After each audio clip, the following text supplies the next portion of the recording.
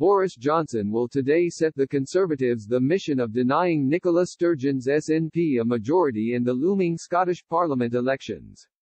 The Prime Minister will claim the crisis-racked Scottish Nationalist Party is not as invincible as the pundits believe. A humiliation at the ballot box in May would derail SNP hopes for second independence referendum, and Mr. Johnson will use his flagship speech at the Scottish Conservatives' online conference to energise Tory troops.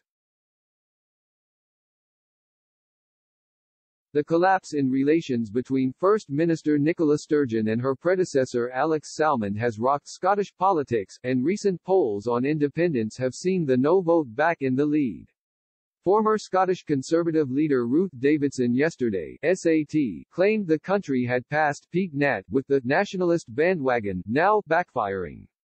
She accused the SNP of an increasing stench of sleaze and scandal, and appealed to people who have never voted Tory to back the party and deny Ms. Sturgeon a majority. Until recently, there were strong expectations that the SNP could win an outright majority in the Edinburgh Parliament, and successive polls suggested Scotland would vote to leave the UK in a referendum.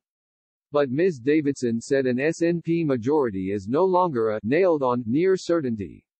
Ms. Sturgeon is now under intense scrutiny of her handling of harassment complaints against Mr. Salmond, and her deputy John Swinney last week faced a no-confidence vote. Tories are pushing for the findings of an investigation into allegations Ms. Sturgeon broke the ministerial code to be published ahead of the election.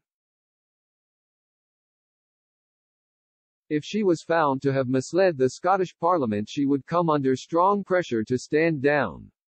Mr. Johnson will tell the party today, it is up to the Scottish Conservatives to again stop the SNP from winning a majority in May just like they did in 2016, praising Ms. Davidson and newly elected Scottish leader Douglas Ross, who has backed the Express's Unite the Kingdom crusade. He will say, I know that with Douglas and Ruth, our very own dynamic duo, leading the campaign, that we will find that the SNP are not as invincible as the pundits believe.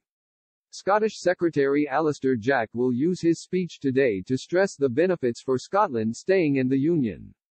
He will describe the rollout of COVID-19 vaccines as a truly astonishing achievement and a task on a scale that dwarfs anything since the war.